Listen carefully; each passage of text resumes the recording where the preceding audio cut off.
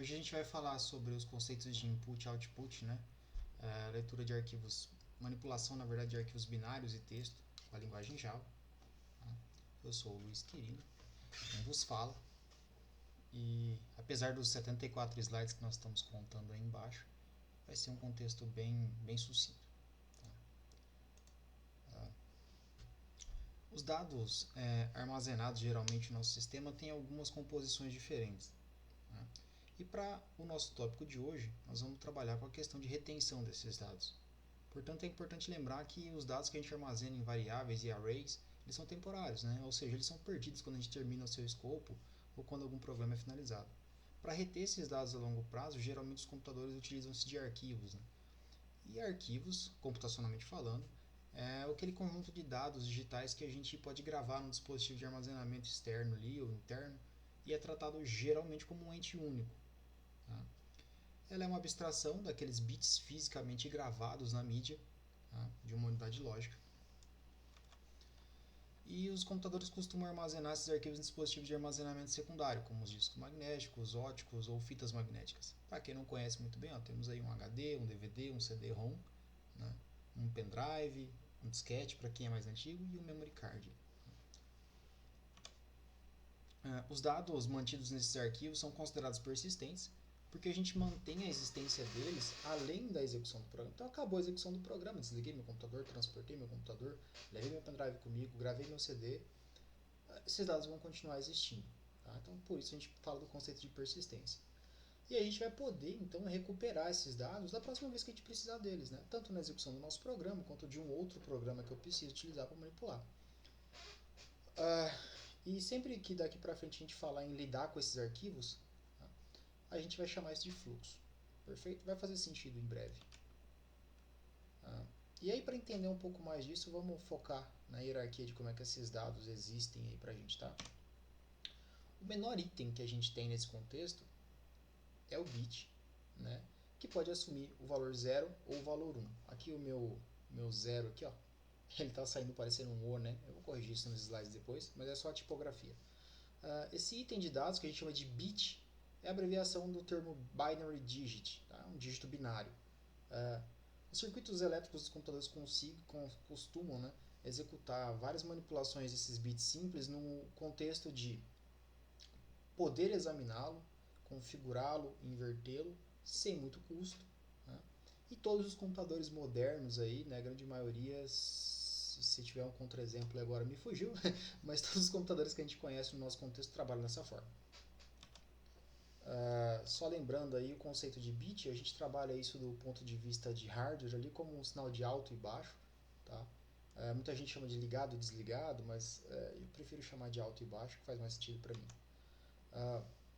E é incômodo para nós, como seres humanos, como programadores, por melhores que sejamos, trabalhar com esses dados nessa forma de tão baixo nível, né, de bit-byte ali. Tá? Em geral, a gente prefere trabalhar com os dígitos das casas decimais, com as letras, né, com símbolos especiais, aquilo que a gente costuma chamar de caractere. Tá? E aí vai fazer muito mais sentido para a gente ler isso de uma forma mais corriqueira. Então, o conjunto de caracteres que um computador é capaz de trabalhar, né, a gente tem vários aí, e aí nós temos alguns tipos de, vamos dizer assim, conjuntos, né, de coletâneas de dados. Em geral, o Java costuma utilizar o Unicode composto de 2 bytes, que a gente chama de Unicode 16 bits, ou TF16. Deixei aqui uma referenciazinha direto da Wikipedia, que não tem problema nenhum.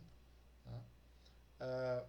E aí, um detalhe importante é que, apesar de eu ter dito que o Java trabalha com TF16, a gente pode especificar esse tipo de dados. Tá? Então, geralmente os encodings que a gente chama mais comuns são o ASCII2, o ISO 88591, que é o padrão do Windows, pelo menos para o nosso idioma, o TF8, que costuma ser padrão nos sistemas Linux e Unix, né? E o próprio TF16 que eu comentei ali.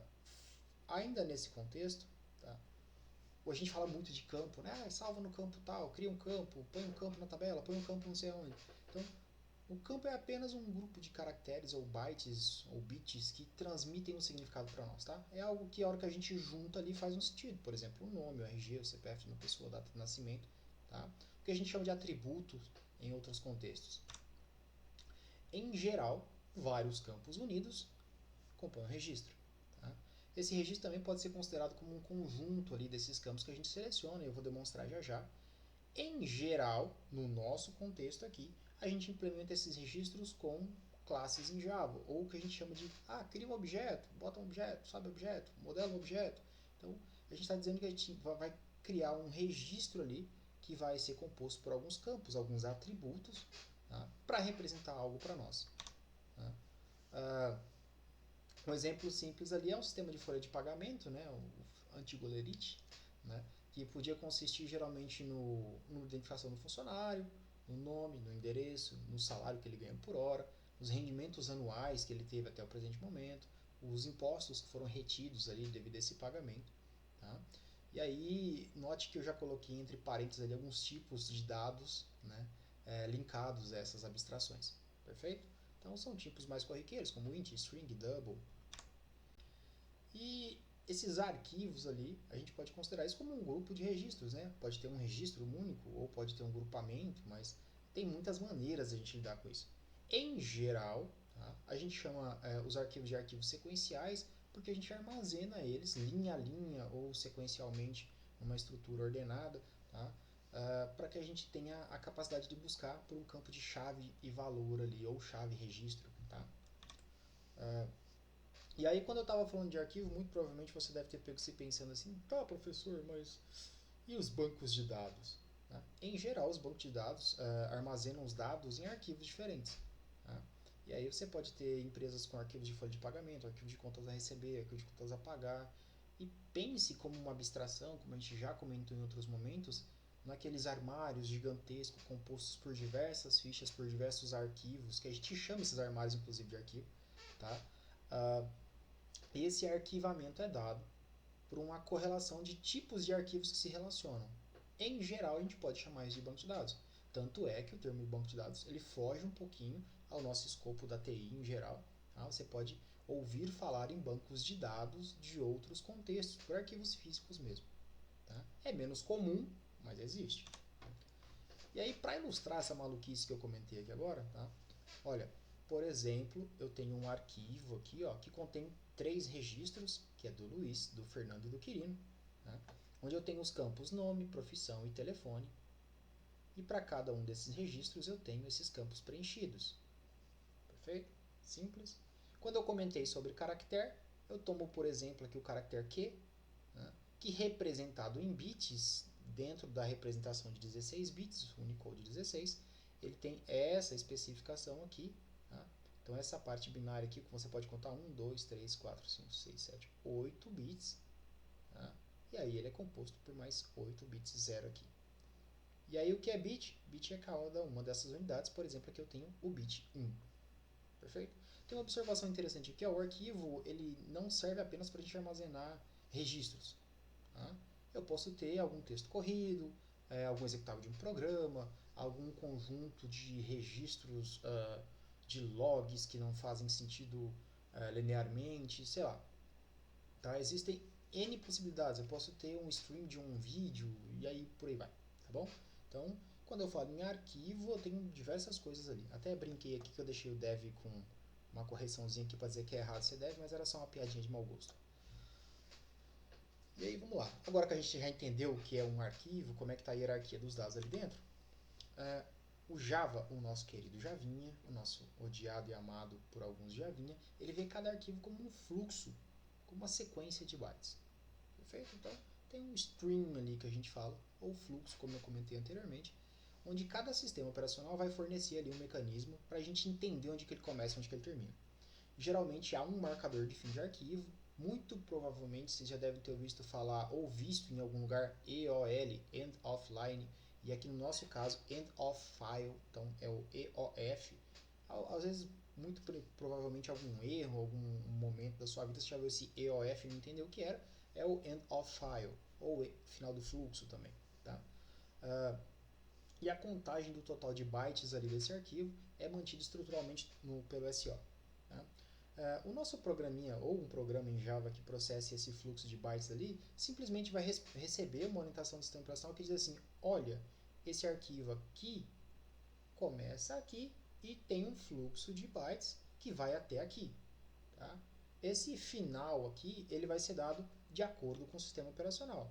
Em alguns casos, pode haver o end of file que eu falei, que é uma indicação de fim de fluxo, tá? Ocorrendo como uma exception. Ou seja, ocorreu uma exceção, um valor -1, alguma coisa assim, e ele retorna isso para a gente como final. Em outros casos, há uma indicação, um indicador de fim de arquivo, como está desenhado aqui, no n bytes, lá no final do arquivo, que é o tal do end of file que eu comentei.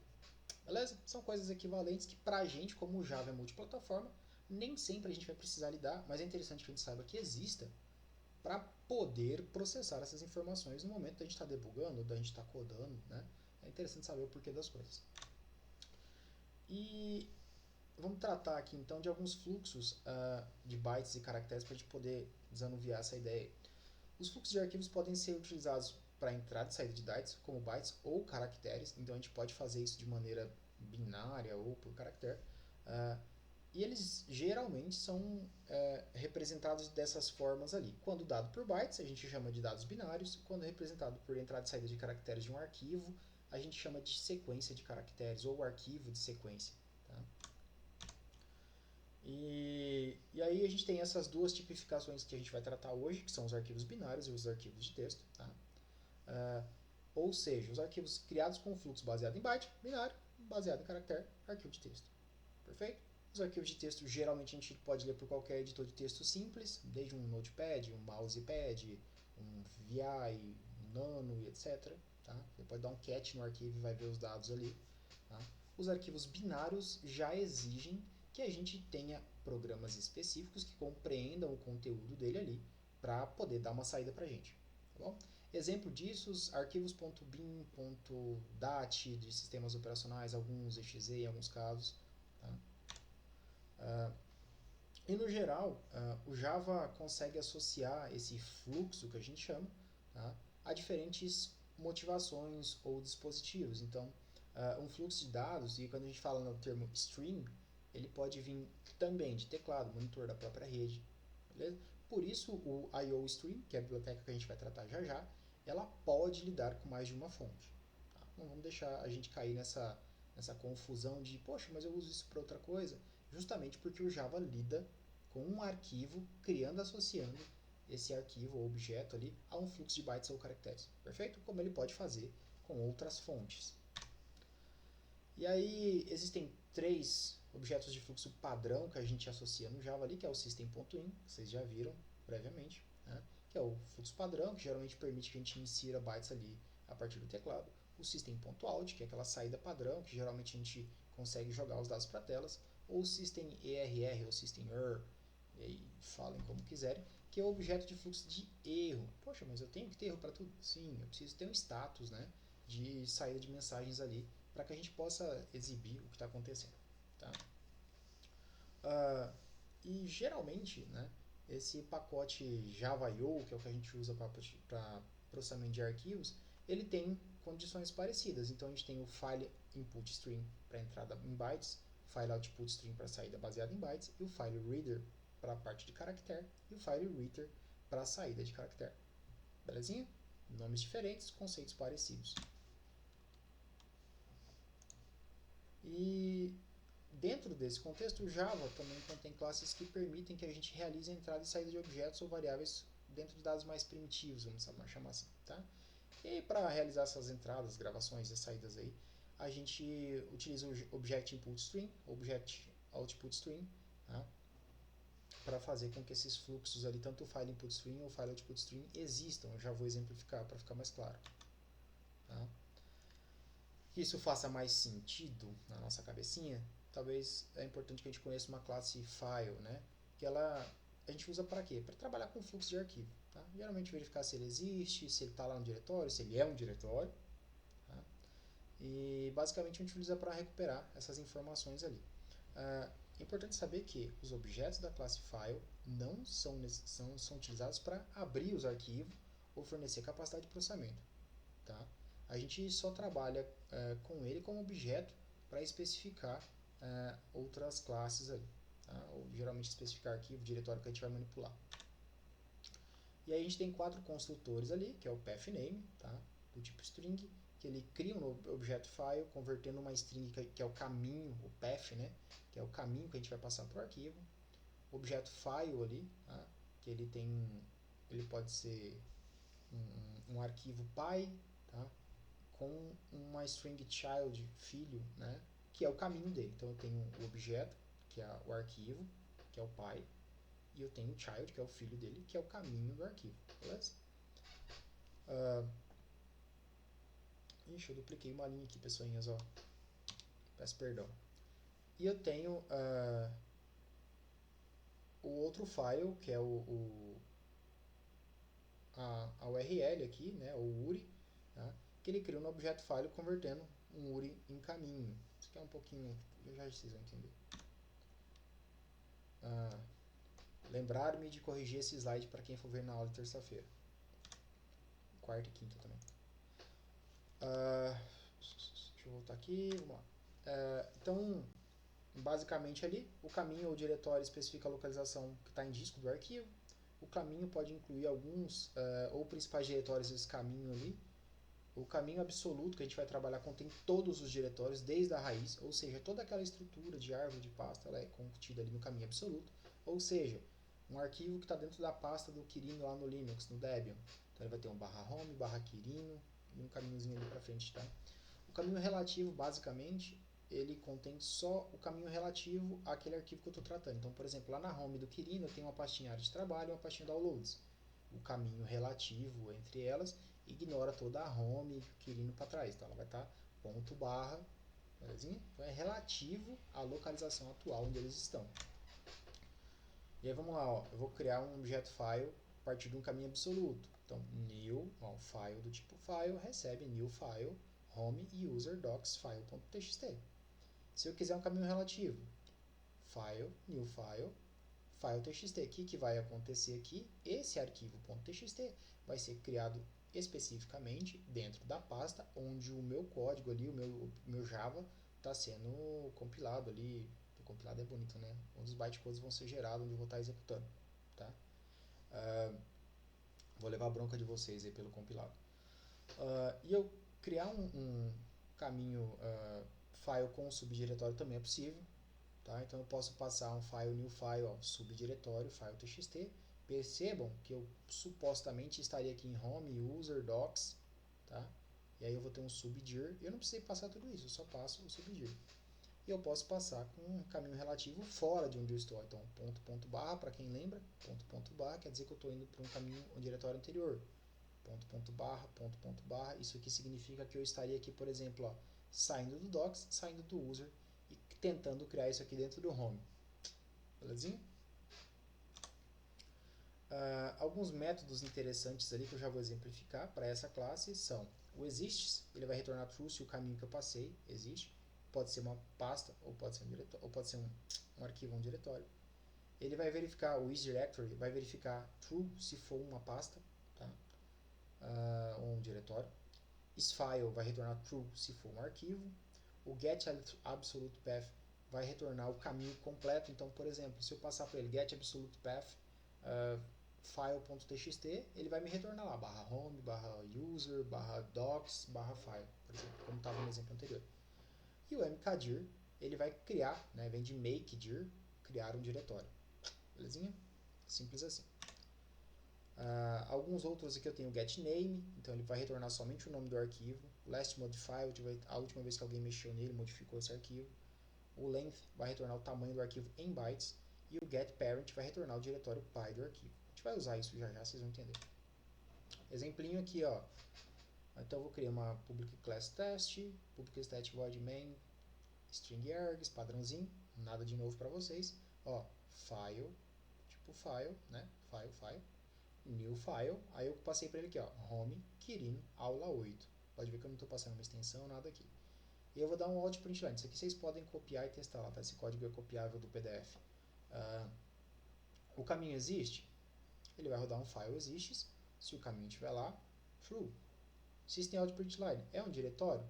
Eu passei a extensão, passei aqui ou aqui. Se eu tivesse botado um barra, ficava mais fácil vocês entenderem. Mas eu estou trabalhando com o contexto que é um diretório aqui. Então ele vai retornar true. É um arquivo? Poxa, peraí, isso aqui foi true, aqui é false. Belezinha? Sem dor de cabeça? Caminho para a variável file, get absolute path. Ele vai me retornar aqui, ó, home, querino, belezinha? Data da última modificação. Aí ele vai lá, vai verificar a data que foi modificada. Eu vou rodar esse exemplo aqui já já para vocês verem. Tá? Aliás, eu vou fazer isso já. Vamos lá. Só abrir aqui o código aqui. Enquanto eu vejo aqui, ó, então vou listar o arquivo dentro do diretório. Supondo que haja arquivos lá, ele vai listar o nome bonitinho. E aí, para que isso aconteça, perceba que ele vai ter aqui, ó, um conjunto, né? Vai ter um array recebendo todos esses files aqui. Ele vai percorrer esse array, mostrando o caminho absoluto de cada um deles. Tá?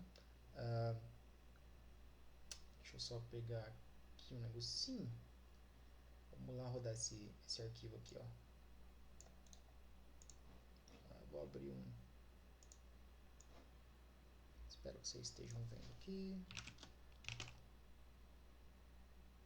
Vou colocar aqui na raiz do querino mesmo, para a gente ter o mesmo caminho, tá? Eu vou dar um cadir aula 08, cd aula 08, nano, vou colocar teste.java, porque é o nome da minha classe. Tá? Vou colocar meu código aqui que eu espero esteja formatado bonitinho. Vamos lá, ó, javac, javac, teste.java. Errou! Ah, tá. Tem um BOzinho aqui. Como o nosso slide era petitiquinho, eu esqueci dos imports, né, meus queridos? Sem import vai rodar o que aqui? Hã? Não roda nada. Tá.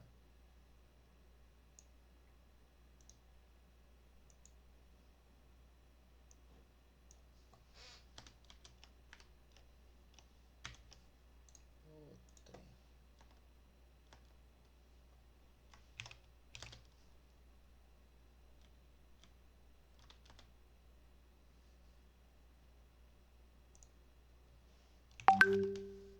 Peraí que eu...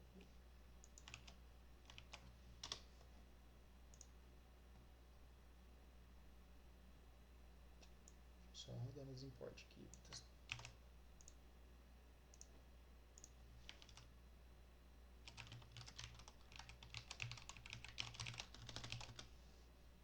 Rodar um negócio sem autocompletar é triste.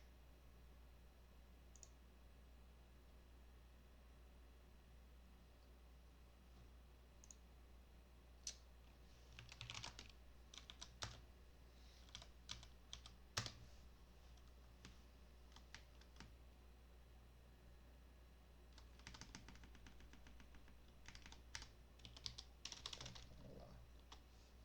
Agora vai. Então, vou importar o file, né?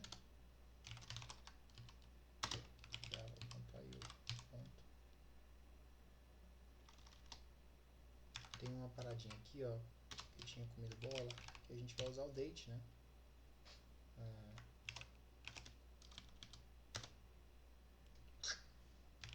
Java, teste. Então o caminho existe? True. O caminho é um diretório? True. O caminho é um arquivo? False. O caminho da variável file é home arquivo aula 8. Data da última modificação? Terça-feira, 30 de julho, a 1h37 da manhã. Então vamos listar os arquivos que tem lá dentro dele. Tem o teste.java e o teste.class. Belezinha? Vou puxar aqui para o lado e vamos para o próximo. Tá? Eu vou abrir aqui o nano de novo.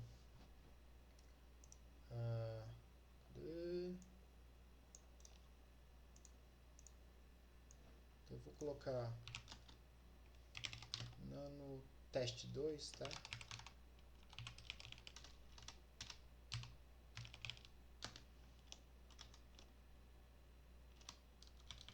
Oh, meu pai amado. Tem hora que eu me estresso à toa.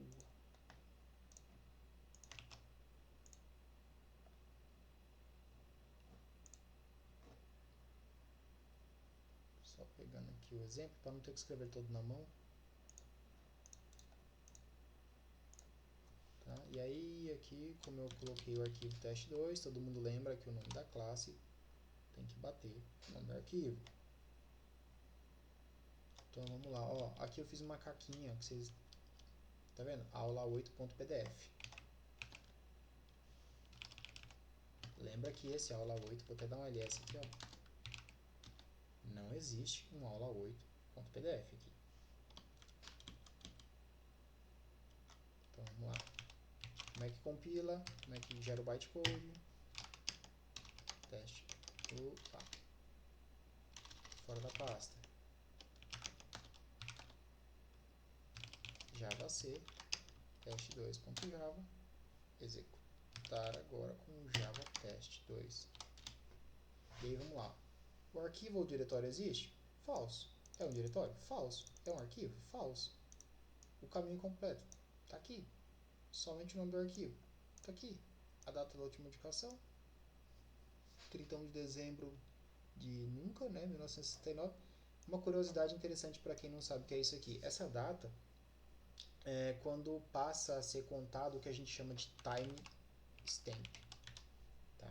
Vocês pesquisam por esse nomezinho curioso aqui. Se eu vier aqui, ó, e dar um tap touch para criar um arquivo, aula 08.java ou .pdf, desculpa. Esse arquivo ele passa a existir e eu vou rodar de novo o java teste, ó. Existe? True. É um diretório? Falso. É um arquivo? True. O caminho completo está aqui. Data da última modificação, terça-feira, 30 de julho, a 1h39 da manhã. Tamanho do arquivo 0 bytes, por quê? Porque eu só criei um arquivo vazio e o diretório pai é o home quirino.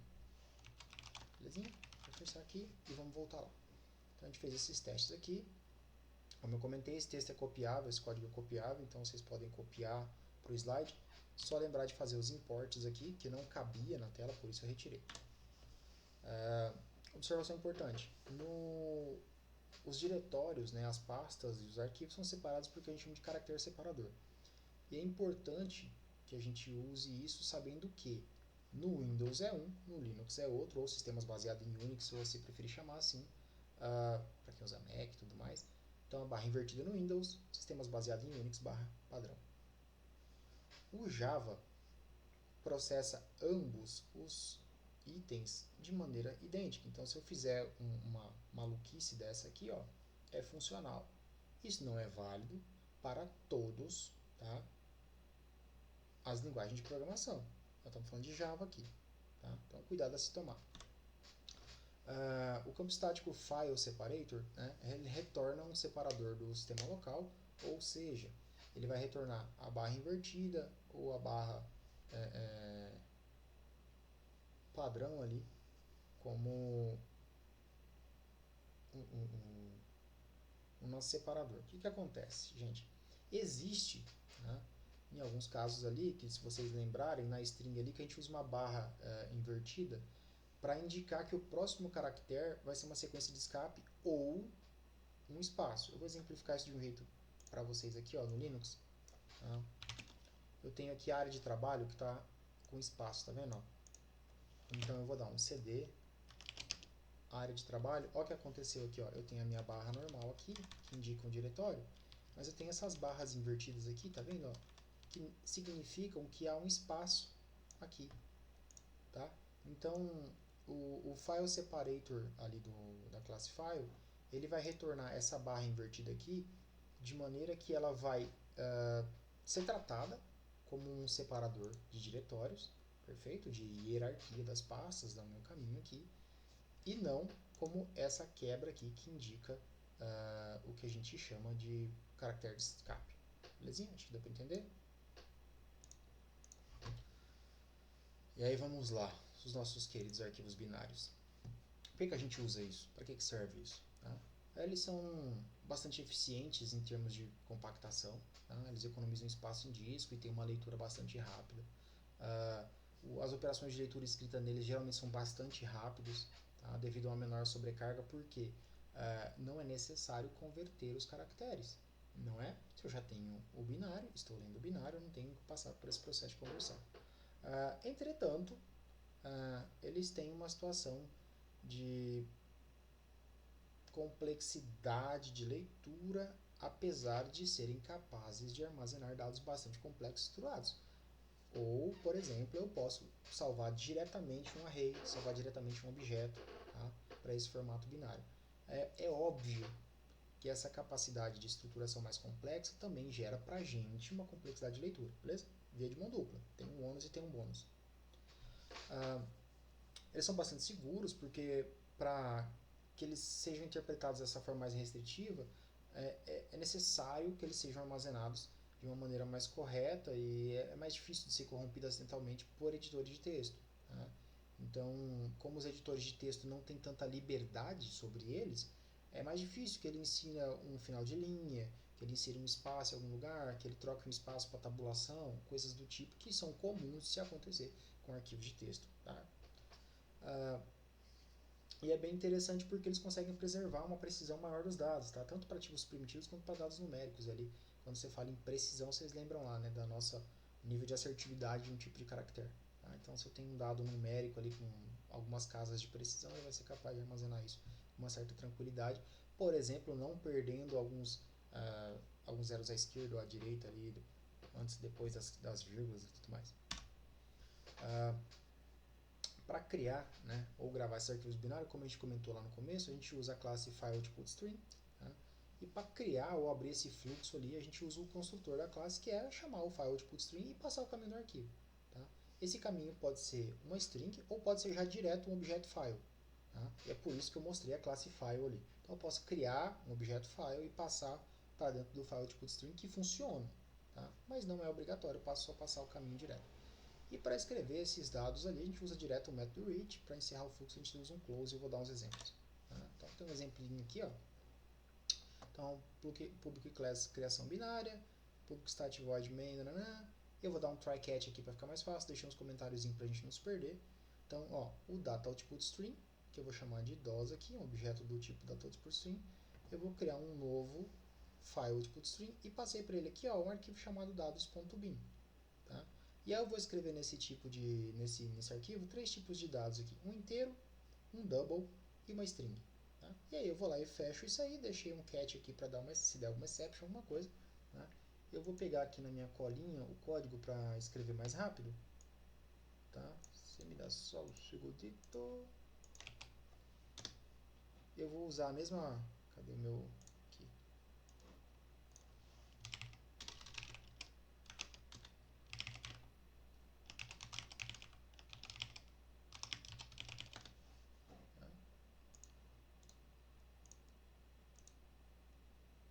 Eu nem vou conferir dessa vez, hein?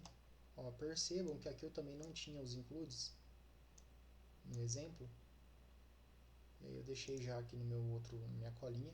Então eu vou usar o Java I/O data output string, file output string e o I/O exception porque eu estou usando o try catch aqui. Tá? Isso aqui não tem diretamente a ver com a manipulação de arquivos. Tá? Salvei, Java C, criação binária, compilou de primeira. Confesso que eu não... Eu tenho que parar de falar compilou para Java que vocês vão me bater, mas é mania, desculpem. Vou executar ele aqui. E aí, percebam que não tinha nenhuma interação de usuário. Ó. Apareceu aqui um arquivo dados.bin. Eu vou editar ele diretamente, ó. E é o que aparece para mim. Tá vendo? O exemplo ainda é legível, é uma string, mas o resto dos dados ó, tem uma certa estrutura que eu não consigo sequer manipular. Tá? Vou dar um catch aqui para vocês verem também. Ó, a saída é a mesma.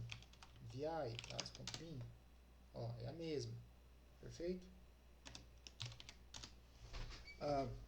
Entretanto, vamos deixar esse arquivo quietinho aqui, vamos continuar ali. Eu deixei aqui uma colinha para vocês agora, ó, os imports necessários, tá? Para o exemplo anterior, são o data output string, que ele permite escrever os dados primitivos e string de uma forma eficiente ali, o output string para criar um fluxo de saída e gravar no arquivo, e o exception explicando, ele captura as exceptions relacionadas ali. Tá? Como os dados são armazenados ali, a gente tem que poder recuperar, né? E para poder ler esse negócio, vocês viram que o leitor de texto não deu, né? O nosso editor de texto não funcionou. A gente vai utilizar uma classe chamada FileInputString, perceba? Input, entrada. Tá? E a gente vai usar um método chamado read. tem um exemplinho aqui, daqui a pouquinho. A gente vai instanciar o objeto dessa classe aqui, chamar o construtor que vai receber, da mesma forma do anterior, uma string ou um objeto do tipo file. Tá? A gente vai usar o método read para ler o arquivo. Quando o método read retornar -1, significa que o arquivo acabou. Lembra que eu comentei lá do end of file? Então, basicamente é isso. Quando ele receber uma exception, um -1, um caractere de escape, alguma coisa específica de cada sistema operacional, ele vai sair. Tá? Ele vai dizer que acabou, bonitinho e tal. E para finalizar esse fluxo, a gente tem um método chamado close. A gente vai ver aqui agora. Ó, tá? Vou abrir aqui um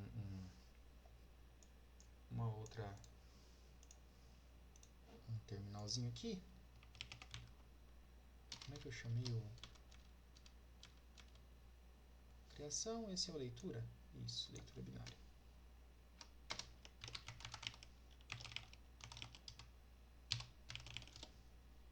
Opa! Aí eu vou pegar minha colinha.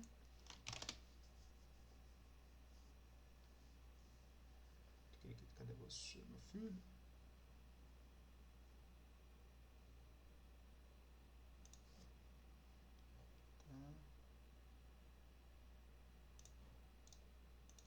Já vou chamar aqui os cabeçalhos. Vou pegar meu objetinho, a classezinha aqui. Tá, vamos ver se ela está formatadinha.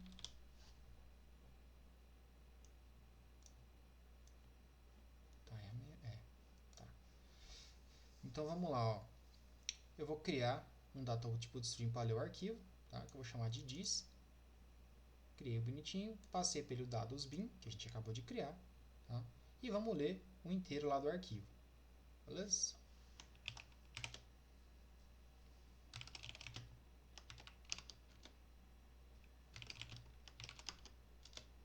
Ó, o número lido é 1, 2, 3, que a gente lembra que a gente cadastrou lá. Tá? Eu vou estender um pouquinho mais aqui agora, e eu vou chamar esse carinha aqui, ó, leitura binária 2. Tá? Trem. Esse aqui não está no slide.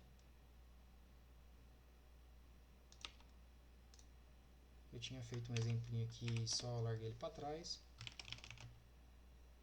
Deixa eu só ver se ele vai compilar, porque esse aqui realmente é não testado. Foi. Eu vou abrir o nano aqui para vocês verem, tá? Então, basicamente o que eu fiz, ó, ele é aquele mesmo contexto aqui do começo, só que em vez de eu fechar direto aqui, eu coloquei aqui, então, outras leituras, ó. Eu dei um read double e eu dei um read UTF para pegar o meu texto ali. Já fiz aqui meu Java leitura binária e aí ele salvou, ó, ele recuperou o exemplo, o 4567 e o número 123. Belezinha? Significa que funciona. Continuando, os imports necessários ali, data output string, file output string e o exception só porque eu usei o try-catch. Ao abrir um arquivo binário existente e escrever os novos dados, vai acontecer o seguinte, uma nova informação vai sobrescrever o conteúdo. Então, para que a gente seja capaz de realizar o que a gente chama de append, né, que é um modo de inserção de dados sem sobrescrever, né, adicionar, append, né, adicionar dados ali, a gente vai usar o file output string de novo, tá? Mas a gente vai usar um outro exemplinho aqui, ó. Eu vou já deixar minha colinha pronta aqui do lado, só para a gente ganhar tempo. E aí o que vai acontecer? Deixa eu ler isso aqui para vocês entenderem. Ó. Ele está mais curtinho porque eu tinha menos espaço, mas eu chamei, esse raf é Random Access File, tá? Uma variável raf, um objeto raf do tipo Random Access File, tá? Que vai abrir o dados bin no modo de leitura e escrita. Tá? Isso aqui eu preciso mostrar uma tabelinha para vocês depois. E aí eu vou dizer assim pro meu rafzinho, ó, procura, tá, o ponteiro que está lá no offset 10, lá na posição 10, beleza? Vai lá e escreve esse inteiro aqui, ó, nessa posição, beleza? E vai lá e fecha o access file, beleza? Só isso, simples assim. Vou abrir aqui para... Então...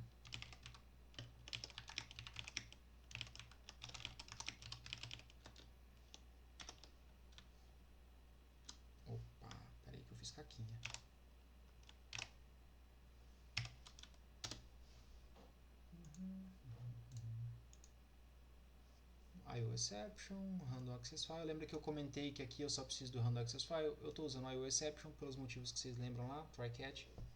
Tá? O resto é a colinha mesmo, eu copiei direto do meu LaTeX.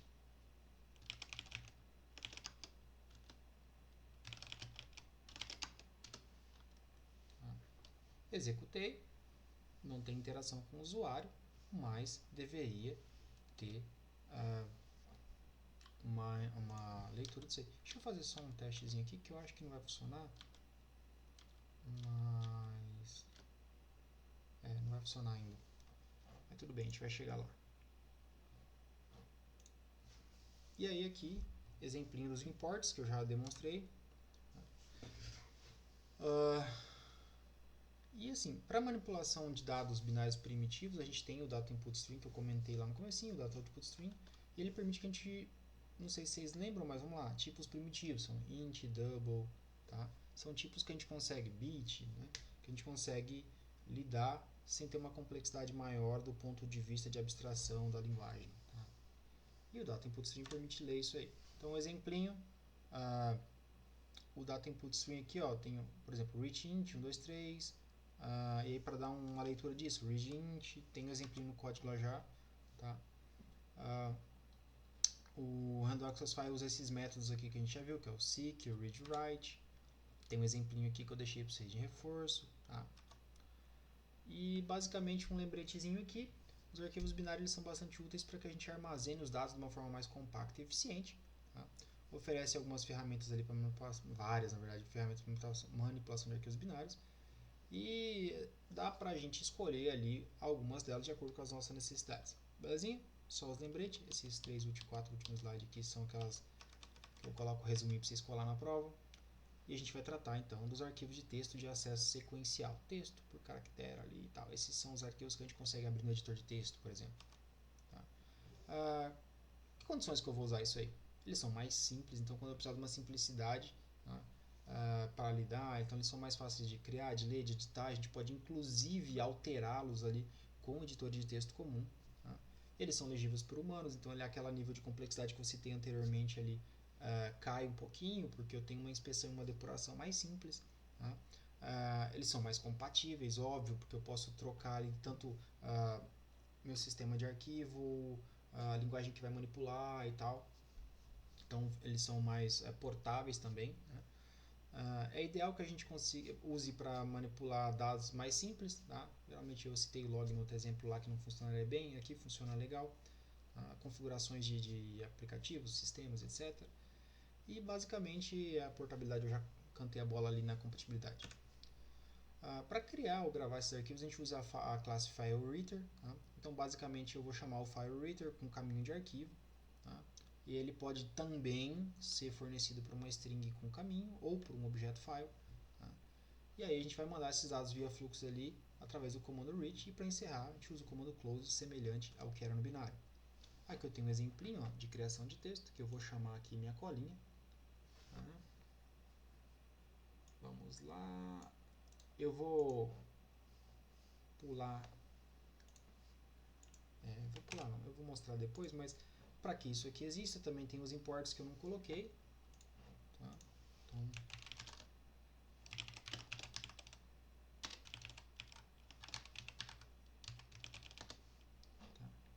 esses imports aqui, eles são dois só também. Deixa eu só achar aqui. Que é o BufferedWriter e o FileReader. Esse BufferedWriter não necessariamente precisa, mas depois a gente vai conversar sobre ele. Tá? Na próxima aula, inclusive, não hoje. Salvei o trem aqui. Java C, criação. Ops. Texto Java. Foi de primeira. Java. Criação. Java. Aqui eu vou abrir um outro terminal. Só para o nome do arquivo aqui é o texto.txt. Se você olhar aqui, ele não existe. Ó.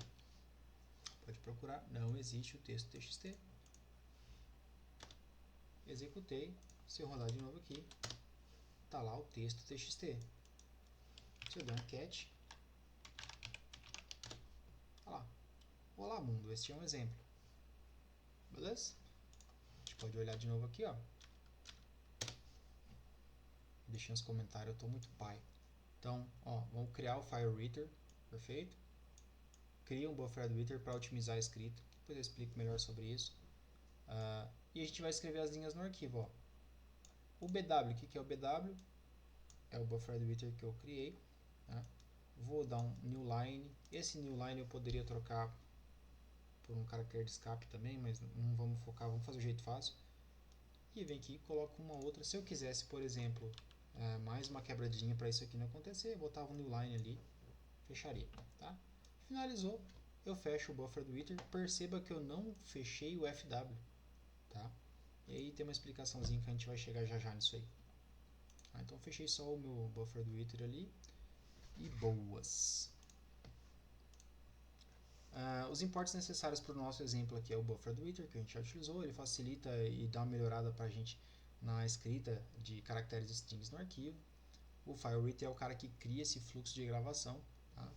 E o IOException é o maninho do try-catch que a gente sempre gosta de usar. Tá?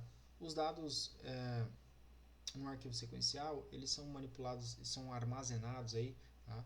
De uma forma que a gente possa buscar e processar e tudo mais quando a gente precisar, né? E da mesma forma, a gente tem que poder e precisa poder gravar esses dados de maneira sequencial, ou seja, o arquivo vai recebendo os apêndices ali e tudo mais também, tá? Preciso fazer novas gravações, eu consigo enfiar o dado lá no final. Aliás, dá para mudar o ponteiro de lugar, mas vamos, por enquanto, trabalhar sequencialmente. Tá? E a gente vai usar o FileReader para fazer essa recuperação aí. Então, basicamente, naquele fluxo que a gente já conhece, a gente instancia um objeto da classe FileReader, tá? Para estabelecer esse fluxo de dados. E o construtor da file vai receber tanto a string quanto o file, padrão para todo mundo até agora. Tá? A gente vai utilizar o método read para ler. E quando o read retornar -1, significa o quê? A gente viu isso lá no binário, que acabou o final do arquivo. Né? Que acabou o final do arquivo é bom. O arquivo atingiu o seu final. Então, quando a gente utilizar o comando close ali, a gente já encerra o fluxo, beleza? Abriu o fluxo, fiz a leitura, cheguei no final do arquivo, dei o close, finalizei o fluxo. Esse é o exemplo, ó. Então vamos lá, a class leitura texto, ela vai criar um FileReader, ó, FileReader FR, new FileReader texto.txt, que é aquele arquivinho que a gente acabou de criar. A gente vai criar um BufferedReader para ler com mais eficiência, tá? E vai dar um new BufferedReader. Vou criar uma string para receber as linhas ali, ou seja, independente do tipo de dado que eu escrevi lá, perceba que é diferente do binário, que lá eu li inteiro separado, do double, da string, tá? Então, aqui eu estou recebendo uma string. Isso pode acarretar alguns problemas que já a gente vai conversar. E aí, ó, eu vou rodar um while para ler linha a linha esse arquivo e dar uma saída. A hora que eu finalizou, eu dou um br close, ele vai matar o BufferedReader e, por consequência, o FR que eu passei para dentro dele. Tá vendo que o BufferedReader está recebendo FR? Belezinha? Eu tenho um try-catchzinho padrão que a gente já conhece. Vou pegar minha colicha, ou eu vou codar na mão aqui? Acho que eu vou codar na mão porque já tem tem um CRI aqui, né?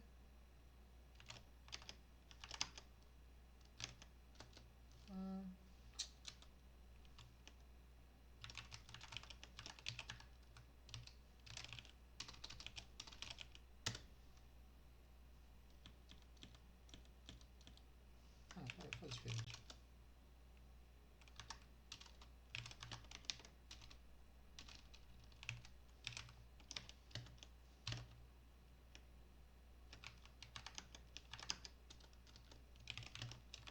O que eu fiz aqui foi limpar o arquivo, tá? Eu escrevi vazio dentro do arquivo ali, porque eu fiquei com preguiça. Vou pegar a colinha aqui. Eu percebi que ele tem umas 20 linhas. A gente vai ganhar tempo se eu não ficar digitando. Cadê você? Aqui.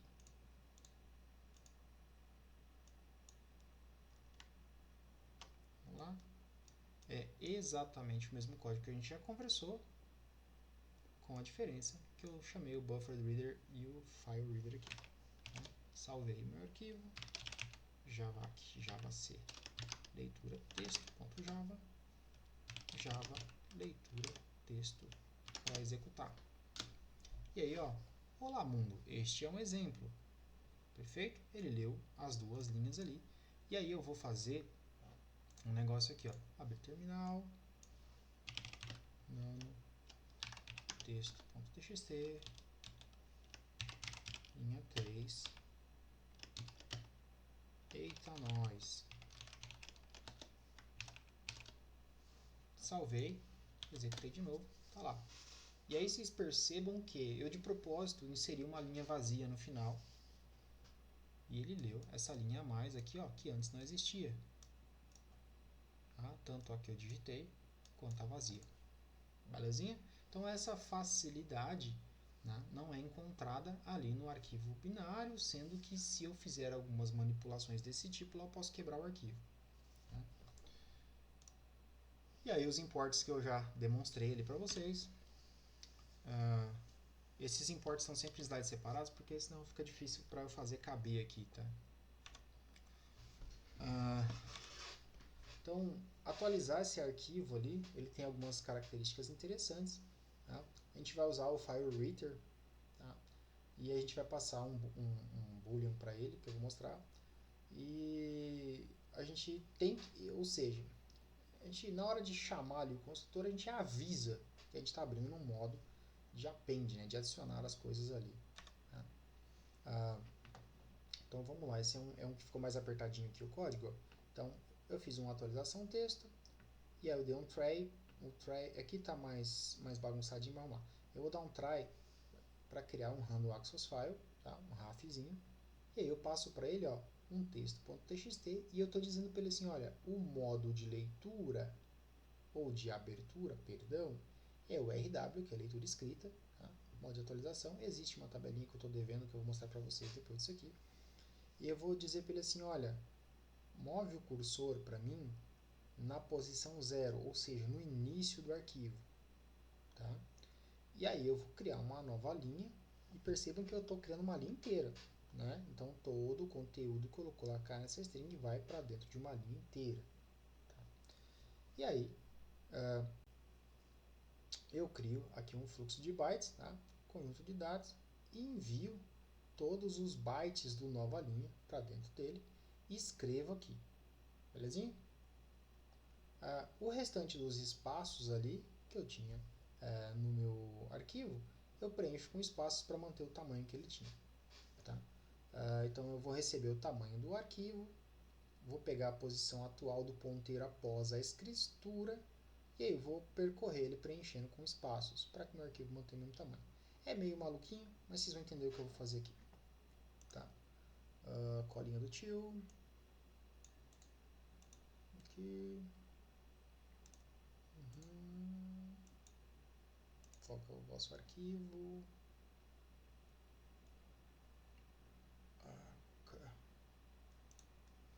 Esse aqui. Então eu vou... Eu dou outros exemplos aqui de atualização, tá? Então, Java é bom, né? Acabei de inventar uma linguagem.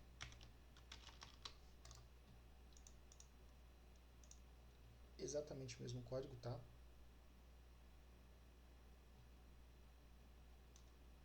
Eu achei que não tinha tanto comentário, mas bem. Como eu sempre brinco com vocês, clean code aqui não, né? A gente precisa dos comentários, porque para quem está aprendendo, clean code a gente vai fazer quando a gente estiver dominando o negócio. Executar. Executar. E aí, ó, o arquivo, tá? Ele passa a ter uma nova linha atualizada e o resto ele preencheu com espaço. Perfeito? Ó, os espaços aqui, ó. Poderia fazer de outra forma? Lógico, eu poderia ler o arquivo linha a linha, armazenar essas linhas no meu código, depois ir escrevendo. Tá? Poderia mover o cursor para uma posição ao final do arquivo, etc. Tá? Preferi fazer essa substituição. Tá? Vamos continuar que tem mais exemplos. E aí, aqui a gente usa só o Random Access File e o IO Exception. Tá? Opa, minha energia estava falhando. O armazenamento, o buffering, né, que a gente comentou ali agora há pouco, ele é uma técnica que a gente usa para aumentar o desempenho de entrada e saída. Tá? Nesse tipo de técnica que a gente trabalha, cada instrução de entrada e saída não necessariamente vai ser uma execução física, uma operação real ali no dispositivo, tá? Porque é bastante lento. Então, se você realmente fosse fazer uma transferência física, cada operação seria muito mais custoso. Em vez disso, o que a gente faz? A gente dirige todos os nossos dados para um buffer na memória. Tá? Esse buffer geralmente é maior do que a gente precisa, é suficientemente grande para armazenar. Há casos em que não, mas a gente não vai entrar nesse contexto aqui agora. Tá? E como ele é grande o suficiente, ele é rápido o suficiente, na hora que eu terminar de fazer todas as transações, ele vai lá e escreve de uma vez. Tá? Exemplo, tem algumas classes ali que a gente usa para isso, né, que é o buffered reader, buffered writer, o output string, o buffered input string. O funcionamento das classes ali é bastante semelhante ao que a gente viu ali antes, tá? Porém tem algumas coisas extras ali que eu não demonstrei antes. E por fim, diferente do que a gente viu antes, no invés de -1, etc., a gente tem um retorno de fim de arquivo por null. Tá? Uma observação importante é que se a gente utilizar muito o armazenamento em buffer, a gente pode aumentar o desempenho do aplicativo, reduzindo o acesso à memória. Entretanto, se a gente exacerbar, a gente pode usar a memória demais. Tá? Tem que ter um controle ali. A gente pode forçar bastante o uso dessa técnica num certo contexto ali, invocando o método flush, que é uma limpeza de buffer para que a gente consiga ter essa funcionalidade. Tá? Eu estou acabando, esse aqui é um exemplinho mais simples não, mas que eu não vou cobrar para nada, que é só um exemplo mesmo. Tá? E aí eu vou pegar ele aqui para a gente mexer, enquanto eu procuro aqui, eu vou dando uma lida. Tá, achei ele aqui. E aí eu acho que eu vou ler ele direto no editor aqui pra gente ficar mais fácil. Buffer exemplo. Tá? Acho que aqui fica facinho pra gente ler, fica mais coloridinho, né? Então eu chamei aqui, ó, o que eu vou precisar, o buffer do reader, o writer, o reader, o writer de novo e o exception por causa do try-catch, tá? E aí eu vou fazer o seguinte, ó, eu dei um try para chamar um buffer do reader no arquivo texto.txt, texto para arquivo, tá? E aí eu já vou ler e imprimir ele na sequência do texto, tá? E mostrar para vocês na tela. Então, vamos lá dar um cat no texto.txt que eu já tenho nele, ó. Linha atualizada, ó, um monte de espaço que eu enfiei aqui, ó, que vocês viram, tá? E aí então, o buffer exemplo eu já vou javac java, tá? Texto para o arquivo. Se eu vier aqui de novo e dar um cat nele, ó, vou até subir o comando para ver que é o mesmo comando, texto para o arquivo, belezinha? Esse é um método que a gente deve usar em alguns momentos ali. E diferente do que a gente viu antes, só tem uma coisa, né? Essa estrutura de chamada aqui, ó. Se vocês olharem aqui anteriormente, ó, tá? O que eu fazia? Aqui. Eu fazia tá vendo que eu estou criando um file reader e aí eu passo esse file reader para cá. No outro método aqui, basicamente eu só encurtei a minha escrita, onde eu faço o seguinte: eu já crio o file reader dentro, tá vendo, ó, new file reader, dentro do buffer do reader. Eu só alinhei, tá? Eu deixei mais concisa a minha escrita. Tem gente que gosta, tem gente que odeia, tá? E basicamente eu consegui, ó, colocar em 18 linhas o que eu tinha em 2 slides, tá? Então tem, ó, 18 linhas aqui, mais 18 aqui. Então esse é um método interessante de se trabalhar. E vocês já viram aí a imagem do dia, né? Que basicamente diz o seguinte: na próxima aula a gente continua. Eu vou esclarecer algumas coisas ali, vai ter um parte 2 e parte 3. A gente vai trabalhar com serialização, com outros contextos todos aí, que a gente vai falar depois. Por hoje, fechou a balada. Tchau, obrigado.